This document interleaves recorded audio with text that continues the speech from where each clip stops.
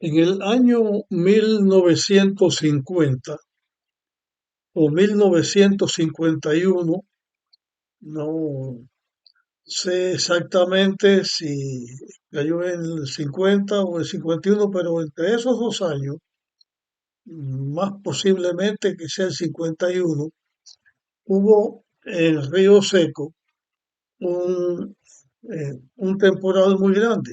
Estuvo lloviendo mucho tiempo. Eh, Comenzó a llover en una ocasión, en ese temporal, y estuvo lloviendo día y noche sin parar 3 días, 3 días de aguacero continuo. En, en Río Seco, en la parte donde estábamos, hacia el norte, quedaba una represa que los maragotos habían tenido, habían hecho. Después, más adelante, otra represa que los mismos maragotos habían hecho para arreglar sus tierras de tabaco y de otros cultivos que ellos hacían. Más adelante había otra represa que habían hecho los Peña, Ramón Peña y otros Peña, para lo mismo, para regadíos de sus cultivos, y eran represas mm, regulares. Un poquito más adelante había un arroyo. Ese arroyo eh, corría desde Los Peñas, un poquito, exactamente, no sé si nacía entre Los Peñas, un poquito más allá, pero corría por las vegas de Los Peláez, Los Álvarez, Los Ventos, y seguía corriendo hasta que desembocaba en el río. Habían 3 ríos, Río Feo, entre Piedras del Río y Río Seco habían 3 ríos, Río Feo, el eh, Río Seco y el río San Sebastián. Más adelante, a unos 3, 4 kilómetros, estaba el río de San Juan y Martínez. Como motivo de esas lluvias tan intensas, sucedió que las represas se, eh, se rompieron los muros, crecieron tanto y se unieron las 3 represas, se unió el arroyo, y por todo el camino donde nosotros vivíamos, el agua corría como si fuera un río. Más hacia el sur, los 3 ríos, Río Feo, Río Seco y San Sebastián, se unieron en un solo río, porque así desemboca en el mar. Todas esas zonas se inundaron. Eh, Mi padre, cuando el aguacero comenzó, estaba en una casa o vendiendo su ropa o haciendo algo, estaba en esa casa cerca del parque, pero no amainaba, y entonces no salió. Casi el día entero, hasta por la noche, estaba en esa casa. Yo estaba en otra casa, no recuerdo bien cuál era en este momento, no en la casa donde vivíamos. Nosotros en ese tiempo estábamos eh, viviendo en la casa que le rentábamos a, a Emilio Amador. La casa esta quedaba un poquito más alta que las otras casas. Cuando papá llegó, porque papá salió de todas maneras, salió debajo del agua, no había otra, no escampaba, eso eh, fue comenzando el aguacero, ¿no? Y cuando llegó a la casa yo no estaba, pues salió a buscarme, me encontró donde estaba y él me cargó porque ya el río eh, el agua ya le daba de las rodillas para arriba y tenía mucha fuerza. Por eso me cargó y me llevó a la casa. A los 3 días de estar lloviendo, ese camino era un río crecido. Había que estar dentro de las casas y la casa donde estábamos, de Emilio Amador, que era la más alta que había, el agua entró de los tobillos un poco para arriba. Sí que se inundó. Las otras casas pues tendrían mucha más agua eh, todavía. A esta ocasión se le conoce como el día o como el diluvio. Bueno, eh, recuerdo el agua y recuerdo el camino y recuerdo algunos hombres que debajo del agua se emborrachaban, algunos se tiraron el camino. Hubo mucha gente que se ahogó y un hombre, eh, ya creo que hablé con él, de él anteriormente, que fue guardaespaldas de Batista, se llamaba Alfredo, era un hombre que tenía más de 7 pies de estatura, pero no sabía nadar. Cuando el carro donde él venía, o el vehículo donde él estaba, el caso es que él estaba allí y cayó al río, porque el puente se rompió al pasar. El caso fue que ese hombre cayó al río, de Río Seco, que es una cosa terrible. El río parecía un río inmenso por la lluvia, y le tiraron una soga y él estaba dentro del agua, eh, zambullido dentro del agua, tiró la mano así, se topó con la soga y la agarró, y entonces lo alaron y lo pudieron salvar. El agua fue tanto que cuando los 3 ríos se unen, anegaron toda esa zona. Unos días después del agua, llegó un hombre con un niño, estaba descalzo y él iba a todas las casas y dijo que estaba haciendo o cumpliendo una promesa que le había hecho a la Caridad del Cobre o a San Lázaro, no sé, que si se salvaba iba a recoger eh, dinero para, eh, para darle al santo que él había dicho. Y aquel hombre a mí me llamó la atención y lo seguí. Llegó a una casa donde vivía un hombre que se llamaba, o le decían Chiche Bento. Y allí comienza a contar su historia. Donde él estaba habían varias casas. Y cuando el agua comienza a subir, él con su familia, al igual que otros, comenzaron a subirse y a subirse cada vez más. El agua seguía creciendo y pues rompían el techo por alguna parte, la mayor parte de los techos eran de guano, subían el techo y se encaramaban en el caballete de la casa. Y ahí se ponía la familia. Él tenía, no sé si eran 5 hijos, él, la esposa, 4 o 5 hijos. El caso es que él vio cómo el agua creciendo y tapaba el techo de las casas y se llevaba a la gente que estaba arriba del techo.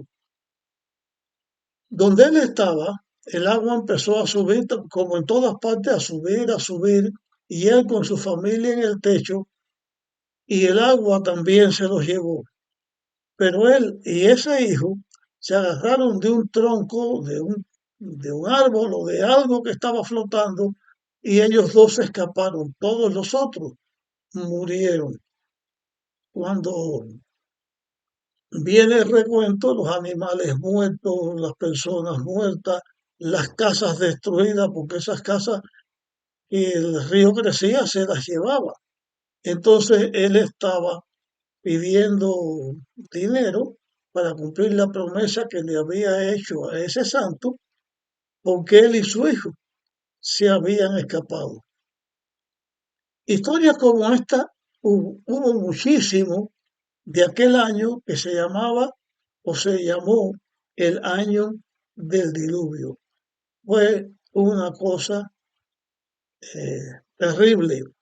Después que el agua pasa y el camino eh, comenzó a secarse, quedaron a las partes de las cunetas algunos charquitos de agua. Y en esos lugares nosotros los muchachos íbamos y ahí encontrábamos peces y ajacas y peces de las lagunas y de los arroyos que se habían desbordado. Así que este tiempo se llamó el diluvio. Después de esto, voy a contarles a lo inverso de un fuego que hubo en Río Seco. Yo tenía este fuego, fue en el año 50, creo que fue alrededor del año 1955, quizá inicio 56, por ahí, pero no recuerdo la fecha exacta, 55 o 56. Yo estaba un día en mi casa y vi que en esa zona donde yo vivía había muchas casas de tabaco por los campos de tapado que se tapaba, como ya conté en otro video, los campos se tapaban con una tela que se llamaba chicló y habían, con cada campo de tapado de estos había una o dos casas de tabaco.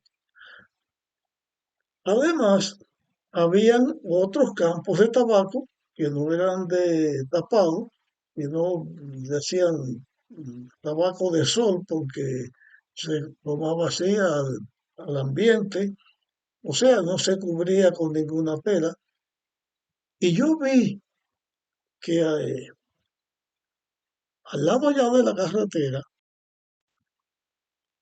explico lo de la carretera, de mi casa se veía a la distancia la carretera central que venía de Pinar del Río hacia San Juan y Martínez y seguía para otros lugares, a Arroyo Manto, a Cortés, pasaba por Mendoza. Bueno, eh, la casa de tabaco estaba al lado allá. Era tiempo de cosecha.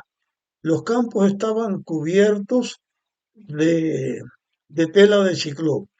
Ya habían cosechas que se habían recogido en los campos de tabaco y mucho del tabaco que se había recogido estaba en esas casas de tabaco que le ponían quemadores y por 2 o 3 días un par de trabajadores, eran los que atendían esto, estaban al tanto porque las casas de tabaco eran de techo de guano, no fuera a haber un incendio. Entonces ellos ponían los quemadores, varios quemadores en la casa de tabaco, la encendían y ese calor que se producía con esos quemadores era gas de balón, gas licuado, unos tanques grandes de gas que traían, les prendían fuego y así secaban el tabaco que quedaba como un color avellana después de seco. Bien, yo veo el incendio que comienza en la casa de tabaco aquella que estaba al lado allá de la carretera. Pero era un día donde había mucho aire y de pronto veo que el fuego se crece muy rápido. Comenzó por una esquina, pero enseguida la casa de tabaco, llena con toda la cosecha de tabaco, ardió. Pero de las pencas de guano y las chispas de la casa de tabaco, chispas de guano, eh, salí, el aire las trajo hacia el campo, los campos de tapado. Y cuando las chispas que llegaban a esa tela seca, que estaba rodeando todos aquellos campos, todas esas telas de tabaco, de chicló, incendiaron. Y cuando se incendiaban, la llama salía a velocidad. Eh, Se veía como corría y la chispa volando. Y cuando llegaban las chispas de, del ciclón encendido, estaba todos esos campos llenos de casas de tabaco. Bueno, de las chispas del ciclón salió para otras casas de tabaco que también se incendiaron. Entonces comienza en el cielo se llena de pedazos de pencas de guano encendida, eh, pedazos o chispas de los chicloques encendidas, porque había mucho aire y eso se propagó muy rápido, pues el incendio duró bastante tiempo. Esto lo pude ver en algunas casas de tabaco que estaban encendidas, quemando el tabaco, quemándolo para secarlo con el vapor, ¿no? Y los balones de gas que estaban en la parte de afuera donde se ponían las tuberías para que llevaran los quemadores adentro de la casa de tabaco, los balones de gas que estaban afuera, con la candela se, eh, se calentaban y llegaban a un punto donde el balón salía como disparado al aire. Y cuando estaba alto, una palma o un árbol grande, allá arriba explotaba. Y esa explosión que tenía tanto gas adentro, tanto gas, pues esas explosiones provocaban más incendios. Y así se fue propagando y se iban quemando casas de tabaco y casas que estaban en los campos estos también. Y salieron chispas para las demás casas del caserío de Río Seco. Yo recuerdo que yo me subí al techo de la casa de nosotros. La casa era de zinc, techo de zinc, pero yo apagaba cuando venían los trozos de palma encendidos o otro candela que venía, yo me subía allá arriba y las apagaba. Y ahí tenía, como estaba en alto, mm, posibilidad de ver a la redonda qué estaba pasando. En las demás casas, muchas de ellas, la inmensa mayoría, eran techos de guano. Los dueños se subían al techo y trataban de apagar los pencas encendidas que llegaban a esas casas y lograron apagar muchísimo, pero otras no pudieron apagarla. Otras, la casa se quemaba. Y ese fuego fue extendiéndose hacia la parte norte del fuego. Eh, Era norte-noreste para todas partes. Iba hacia el norte, noreste, noroeste y llegó a los caseríos y quemó un montón de casas. El fuego llegó hasta cerquita de la casa de un hombre que se llamaba Francisco González. Su hija, Elina González, era la pastora de la Iglesia de Dios, que tenía su templo en el caserío, donde el caserío grande comenzaba en esa zona. Para apagar ese fuego vinieron bomberos de San Juan y Martínez, vinieron bomberos de San Luis, vinieron bomberos de Pinar del Río. Eso fue antes de 1959, estoy diciendo, 55, 56, por ahí fue que sucedió, y no pudieron apagar ese fuego. Parecía que todo iba a ser destruido. Por donde quiera que uno miraba era fuego. Recuerdo que Isaac, la esposa de Marcelino Álvarez, que tenía a la hija más chiquita, Carlita era una niñita, Bando era un muchacho como yo, más o menos, Y esa mujer salió, ella tenía un altar de santos en su casa y salía con los altares, con los santos esos, y agarraba a los santos y se mecía. Yo no sé cómo la señora podía hacer esto, pero se mecía como que llegaba hasta el suelo y se levantaba para atrás, invocando y llamando a todos los santos y la gritería de la gente y cada cual clamando al santo que adoraba o a Dios y el fuego cada vez más. Y cuando ya digo estaba llegando ya a la casa de Francisco González y unas cuantas casas de tabaco que en aquella zona había, de pronto el aire viró. Vamos a suponer el aire está de sur a norte. Se puso entonces el aire de norte a sur y como que comenzó a soplar hacia lo que ya estaba quemado.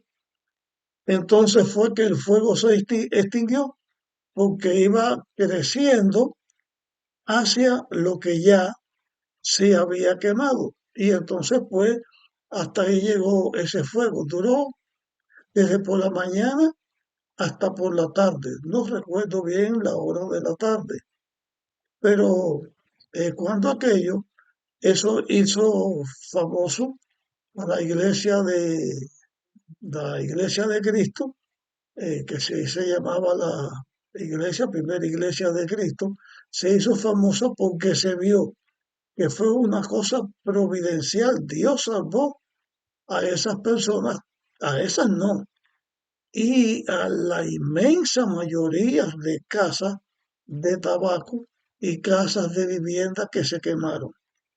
No hubo que lamentar personas que hayan muerto en este incendio tan grande. No sé si se murió alguno, yo no recuerdo en este momento que alguien haya muerto. Pero en ese tiempo estaba comenzando Fidel Castro con las luchas en las ciudades. Era el inicio de, de lo que fue calentando el estado de ánimo de los cubanos cuando Fidel Castro, en movimiento 26 de julio, estaba en sus inicios, ni se oía mucho, pero estaba en sus inicios. Y después que el, el fuego pasó, ahora una cosa de esa magnitud había que buscar quién era el culpable. La policía o las autoridades de aquel entonces dijeron que los culpables habían sido saboteadores eh, para traer el caos en la nación por el asunto que ya estoy hablándole del movimiento de Fidel Castro, la revolución que estaba en los inicios, y así agarraron a dos o tres jóvenes del barrio presos. Había un muchacho, un joven, le decían Nito Bazar. Este Nito Bazar lo agarran junto con otro y le echan la culpa del fuego este que había sucedido y los torturaron miserablemente. Tanto golpe le dieron a ese Nito que cuando lo soltaron, porque supieron después que él no era inocente y como todos los que habían agarrado eran inocentes, pero cuando lo soltaron estuvo mucho tiempo después convaleciente de tanta tortura que le hicieron. De paso, pues hablando de Nito, cuando lo de Fidel Castro comienza a intensificarse, a él lo vuelven a agarrar preso otra vez y los guardias le dieron tanto golpe, lo torturaron tanto que cuando lo soltaron, ya ese muchacho nunca se recuperó y a causa de los golpes perdió la vida. Después que esto pasa, pues se supo cuál fue la verdad. Y fue cuando por primera vez yo escuché que esto se hacía, porque yo era un muchacho, trabajaba en el campo de tabaco, pero no sabía de otras cosas. La situación fue que el campesino ese, que yo sabía el nombre, ahora no me acuerdo, tuvo una cosecha muy mala. Casi que no ganó dinero, casi que se quedó endeudado. Pero los campesinos, cuando comenzaban las cosechas, hacían seguros, pagaban seguros para proteger las cosechas de tabaco. Y la cosecha de tabaco, con el seguro, la cosecha que fue tan mala, con el seguro, él iba a ganar más que si todo el tabaco lo vendía. Entonces, para ganar un poco más de dinero, fue que ese hombre voluntariamente le pegó fuego a la casa de tabaco y la quemó. Desde luego, este hombre no tuvo consecuencias de ninguna índole, porque era amigo, estaba asociado a gentes poderosas. Y esas gentes poderosas fueron los que le echaron la culpa a los jóvenes por seguir detrás de Fidel Castro o por lo que fuera, pero protegieron a este hombre que no le pasó absolutamente nada. Y esto fue el inicio de un movimiento del cual voy a hablar en el próximo tema que voy a compartir con ustedes, de un movimiento que comenzó en toda la isla, pero donde nosotros estábamos fue algo bastante intenso. Así que de esto les voy a hablar en el próximo tema y en este pues llegamos hasta este momento.